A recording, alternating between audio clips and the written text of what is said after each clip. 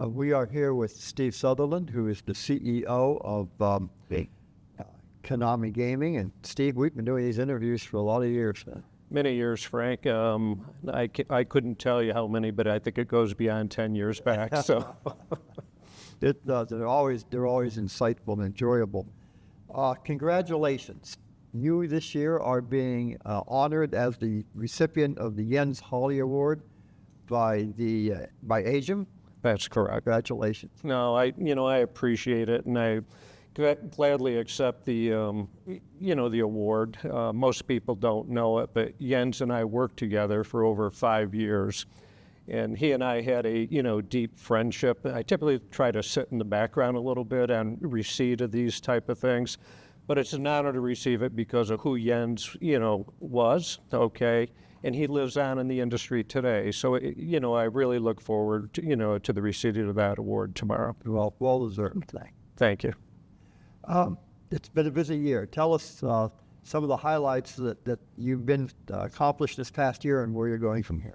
Okay, let me start with, if we take a look at where Konami's been over the past year, it's been investing in our management team. That's one thing. I'll talk about product, et cetera, after that. But we've brought on 3 people in our senior management team, Stephanie Lau, that's our Vice President of Sales Enablement. That's more the operations side of the business. She comes from the casino side of the business, valuable addition. We brought in Christopher Rowe. He's our Vice President of North American Game Sales. He just started about 6 weeks ago. And then we had Eric Schultz. Eric went to a competitor years ago. We were lucky to bring him back. But at the executive level, people that have been with us, for a very long time, is giving them opportunity, the future company. We have Lori Olk. Lori's always been the head of our compliance side of the business. We've made her our Chief Compliance Officer recently. And then we have a Scott Minio in our finance department, recently promoted to the senior guy in that department as SVP of Finance, et cetera. So without those people, it wouldn't allow us to execute on the plan that we've put in place. So what we've done over the past year, let me highlight a number of things. Outside of the Class 3 gaming that, we look, we near and dear to all our hearts day in and day out, we've invested heavily in historical horse racing. We started with the VLT market in New York State. We are investing in other markets actively today. We hope to announce a major transaction here sometime late this year, maybe first quarter of next year, which is major. In the Class 2 arena, we finally, based on a system that we had acquired during the pandemic, we're in test phase. We're looking to enter that market. That's a very significant effort and trying not to detract from what we're doing on the other side. Also, this past year, heavy investment in the entry into the internet gaming market. We've been in North America, limited basis in Europe, entry into Latin America. So, huge entry there. We've got dozens of games that, both in the land-based and the internet space, okay, that are omni-channel, which the operator base is looking to today. So, a lot of investment, new product, et cetera. And then when I get to the systems side of the business, our systems business just continues to grow year after year. And, we're very proud of that business. There's a lot of significant developments in that area that, customers are taking a look at, actually investing in. So we're very proud of that, and we welcome the new base coming in. And we try to do that without sacrificing our core customer component on that side. Talking about systems, it just reminds me that technology is moving so fast in gaming today. And one of the buzzwords of the year is artificial intelligence. Right. And obviously, when you talk systems, you're talking potential for artificial intelligence. Where are you in that innovation? Okay, as we take a look at artificial intelligence, this is an area that we've been looking at and investing in very significantly the past 2-3 years. As we take a look at it, there's unfortunately opportunity for taking that player information and making certain decisions, where you're really controlling the player, marketing-wise, et cetera. In the past, what we've done is we take a look at a player demographic. We identify reports that, okay, there may be other people in that area. We start marketing to them to try to attract them to the casino. With the AI component, if that player's additional information's out on the internet, and that AI search engine can grab that information, that can be utilized to the benefit, the casinos, ourselves as suppliers, but where's the break point? Where's the stopgap measure? Where do we cross the line? On the other side, as we take a look internally at AI, I try to caution my people, and we have some boundaries or restrictions in place. No one's allowed to go out and utilize it in the open, commercially available AI tools, because any Konami-specific commercial information, anything that's put out there, employee records, et cetera, if it gets out there, it's out there on a global basis. You have no way to pull that back. So there's got to be restrictions. You have to work through a cybersecurity type plan. You need to work, very specifically within your IT department, and everything's got to be blessed. And what I would say, we as a company, when we really start utilizing it, we will be in control, not the AI provider, and we'll set the boundaries we see as appropriate, for the highly regulated environment we're in, et cetera, but to the benefit of the casino operator and to ourselves. So AI presents opportunities, but also it presents regulatory challenges. Absolutely. Excuse me. One of the innovations that's been innovating for a number of years now, that just hasn't quite caught on, is cashless. Correct. How do you see that playing out right now?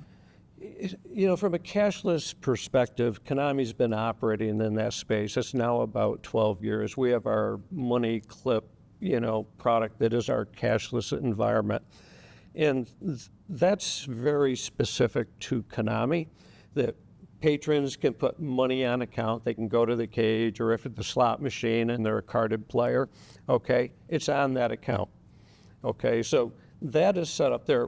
What we're seeing today is what people are looking at for cashless is with your cell phone or, your card, whatever it happens to be, you can go to a slot machine, a table game, the gift shop, hotel, et cetera. There's a number of challenges within there that makes it, where it's just not easy to implement it. The patron wants a seamless experience, but the patron's not aware of the regulatory restrictions that we have based on market, because there are regulations that this account may be, for the casino floor. This other thing, this wallet over here, that wallet here cannot be used at gift shops, restaurants, et cetera. What the patron wants is that integrated one wallet experience.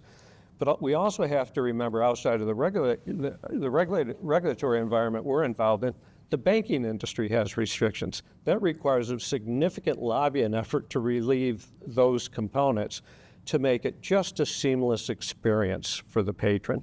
So as long as we continue to apply friction, sign-up's difficult, the utilization of the wallet or multiple wallets, they're not integrated, that's there, it's going to create issues. But let's keep in mind also, we have a younger generation coming in.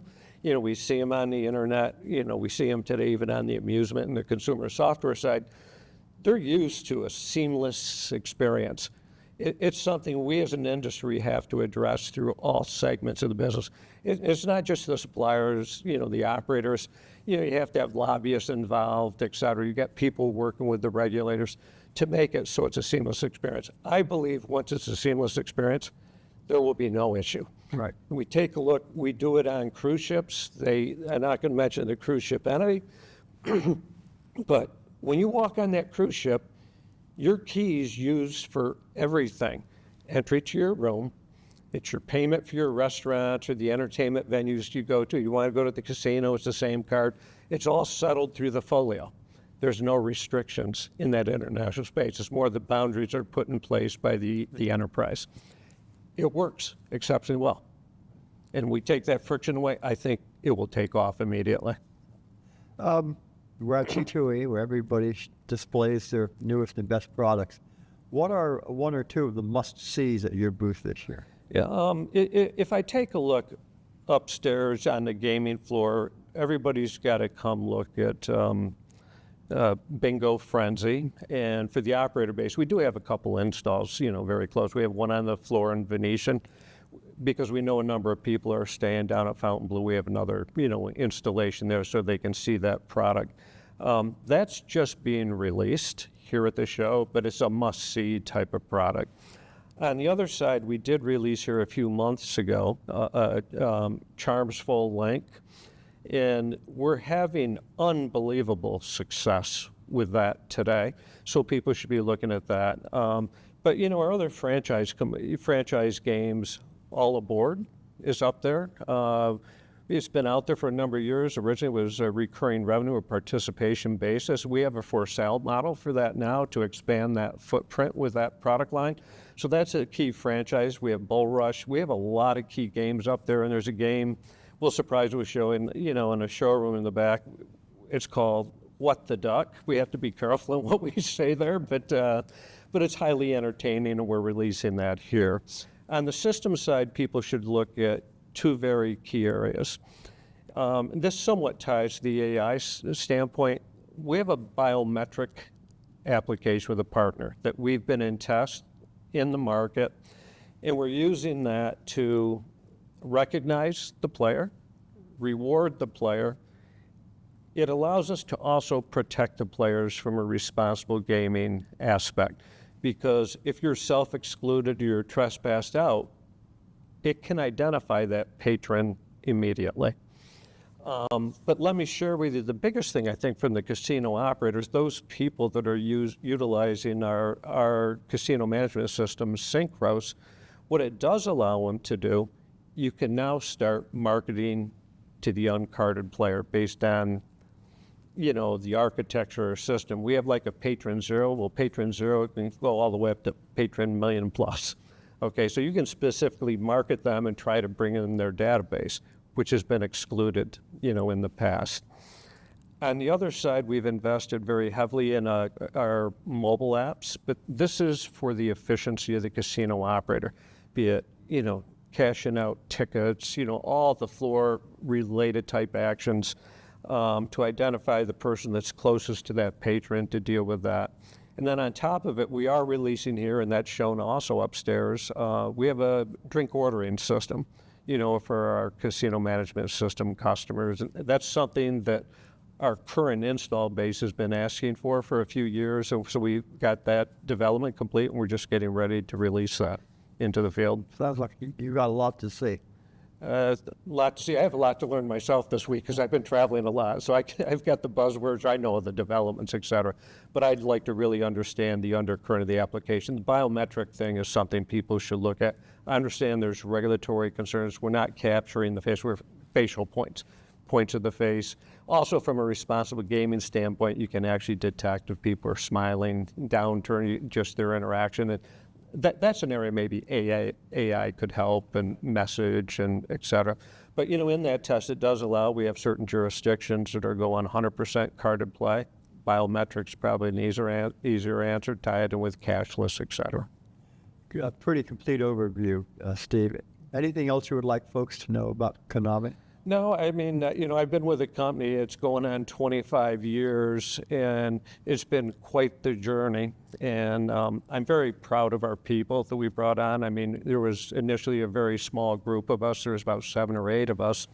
And to take a look where we are today, that we went for a couple-man office in the Wells Fargo building, just up the street from where we are right now, to the facility we're in today on Sunset. Is about 500,000 square feet. It's meteoric rise. And I can't forget, our Australian operation that reports up through. That's the foundation of the company. It's a private investment by the chairman, founder of our company. That group, unbelievable, their growth and their contribution, game content-wise. I mean, our top global brands are actually coming out of that studio down there, and they're fully integrated with us and great people. And the head of our general manager down there, Jared Crosby, is our chief product officer, games-wise, globally. So we're glad to have him on board. Great people. It's due to the people. It's not me. Well, that's always the truth. Right. Steve, again, very complete, good overview. Thank you. Thanks, Frank. Pleasure.